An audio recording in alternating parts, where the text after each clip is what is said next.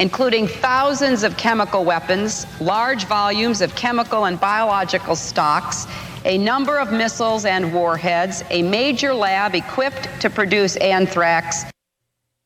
She not only admitted the U.S. role in creating al-Qaeda.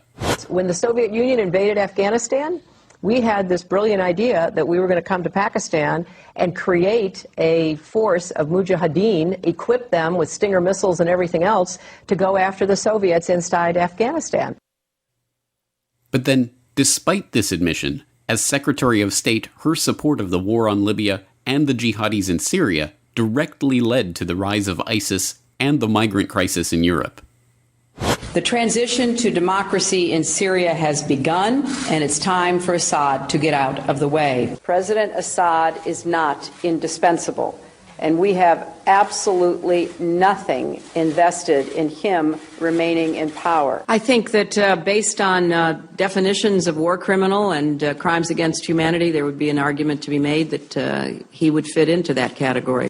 Libya was a different kind of calculation, and we didn't lose a single person. We came, we saw, he died. Oh, you know, it's so unfortunate that there's a 50-50 chance that we'll be listening to that laugh and those horrible, horrible quips for 4 years. That's just unacceptable, guys. Maybe she'll get better writers. No, this is who she is. Yeah. These horrible non-jokes. Okay. So let's cover what Mark said I should have known a few hours ago, but literally just broke via Reuters about an hour ago. Federal investigators have secured a warrant to examine newly discovered emails related to Hillary Clinton's private server. U.S. media reported on Sunday as a prominent Democrat accused FBI Director James Comey of breaking the law by trying to influence the election.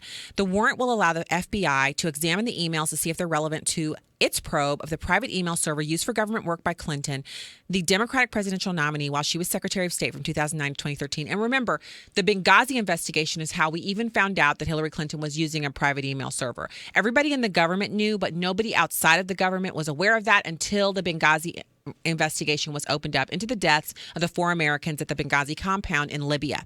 So FBI officials were unavailable for comment on the status of their investigation. Reuters could not independently confirm that the search warrant had been issued. Comey came under heavy pressure from Democrats on Sunday to quickly provide details of the emails as Clinton allies worried the prolonged controversy could extend beyond the November 8th election and cast a shadow over a Clinton transition if she wins the White House. Listen, as I pointed out just a hair, I just went to it a smidge, and my producer and I discussed it over the break. This could all be alleviated by Hillary Clinton simply stepping up to the podium and saying, I've instructed my employee, Huma Abedin, to release all 650,000 of the emails to the FBI for their swift examination. And I've requested that the Department of Justice devote all of their available resources to poring over the emails to get it done within 48 hours. It's a Herculean task, but I want to do that because we're running for president, Donald Trump and I believe I can beat him fair and square. And I know there's nothing in those emails that is of any concern, not just to the DOJ, but the FBI or anyone else in government, including myself. Had she done that on Friday, they would have had Saturday, Sunday, Monday, even Tuesday to go over the emails and come out and say, thumbs up. It's just as Comey said, she did have a private email server, but that was just a bad decision. And so she can keep getting her security briefings and everybody in America move on. And she would coast into the presidency like nobody's business, because there's nothing like seeing somebody who's innocent stand up and say, oh, yeah, just one more thing. Yeah, because I am a lawyer and I have a team of lawyers and Huma is a lawyer and but I've instructed her to give you full access. So have at it. Look at all the emails you want. Sleep with the emails. Print them out. Rub them all over your body. There's nothing you're going to find. But why isn't she doing that, Ken? I really have no idea. And I think that would be the best plan of attack for her if she was an honest person. I think she's not doing it because she's got a lot to hide in those emails. You think? Really? Yeah. Yeah. I mean, based on previous email dumps, I think there's plenty to look at.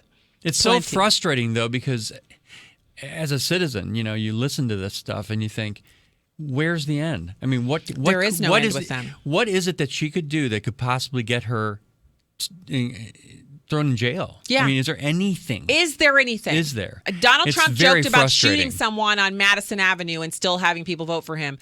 I think he should have said Hillary could shoot someone, because I think people would dump Trump in a minute if he shot somebody. Well, yeah. But Hillary's supporters won't. Mark, who called the show earlier, he doesn't care what she does. She's innocent. So let's get back to this information, because I still have to do the Second Amendment update before the end of the show. Clinton aide Huma Abedin she's told all kinds of people she doesn't know how her emails wound up on her husband's computer. Now, if that's not a lapse in judgment and a lapse in security protocol, I don't know what is. If you can tell me that somehow in the course of me being married to someone, that person can gain access to my laptop and copy or move 650,000 emails from my computer to another computer and I don't know about it? Amazing. First of all, why did he have her password? I mean, if you have a real job, your spouse does not have your password to your computer. If you have a job that involves national security, or you're in leadership at a Fortune 500 company or something like that, your spouse doesn't have they don't, not only do they not have it, they haven't asked for it because they like seeing you make money and they like you having your job. They don't want your password. They don't want to accidentally get onto your computer and delete, copy, forward, print, accidentally do anything. I know, I wouldn't want it. Oh, are you kidding? I would not want it, because who wants to be responsible for that it's a heavy load for the person who actually is employed there, let alone their spouse, to be running around, Billy Bob Thornton, just deleting things, or in this case, copying and saving the entirety of the email. Okay. So she says she doesn't know how it got on his server. Nobody believes that. So this is the part that I couldn't believe this when I read this earlier. So Assange steps forward to deliver the final blow to the Clinton campaign. This is by Martin Walsh. Breaking: Assange lands final blow on Hillary after the FBI case is reopened. So, you guys know I don't go on 4chan.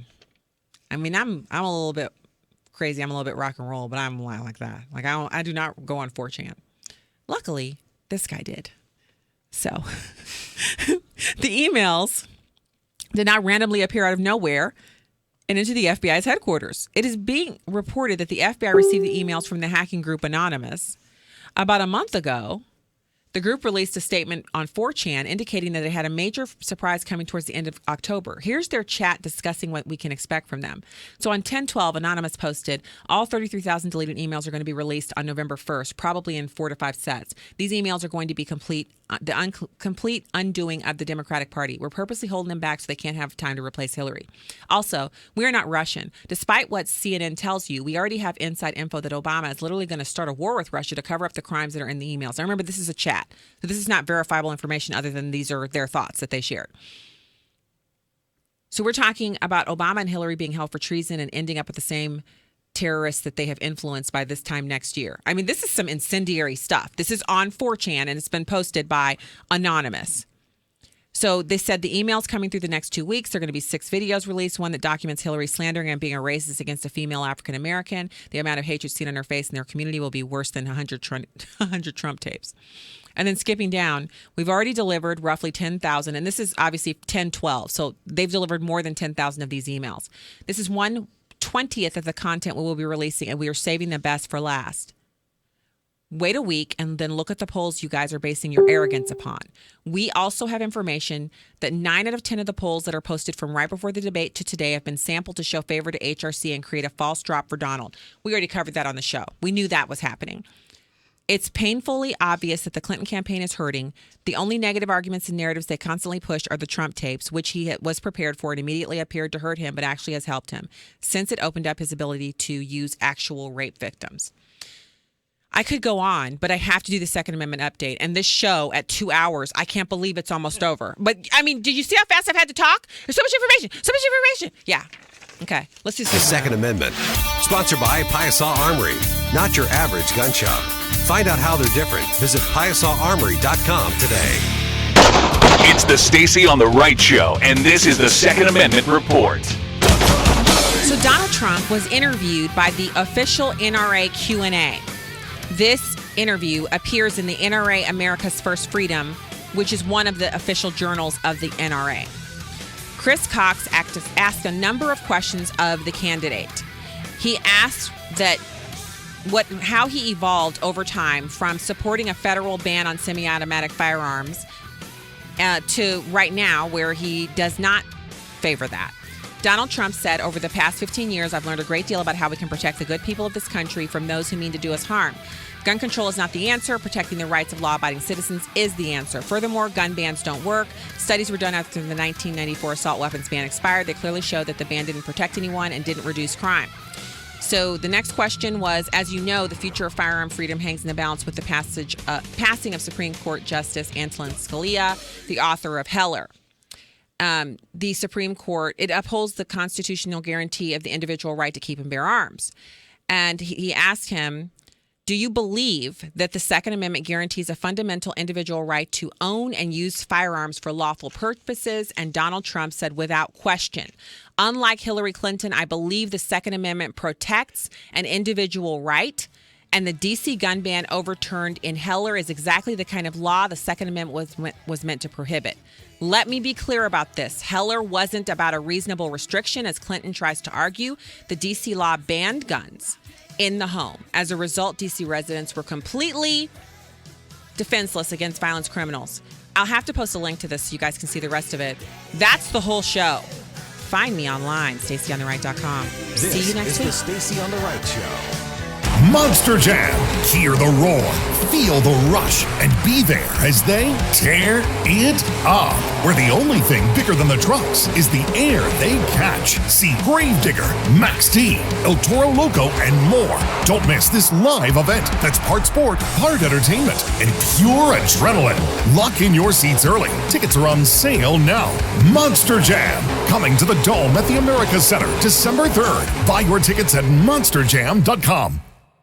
When it comes to commercial vehicles, it's time to drill down to the details. If you're not driving the new Sprinter Worker from Mercedes-Benz, your van just isn't cutting it. The Sprinter Worker takes payload up a notch, carrying up to 3,512 pounds.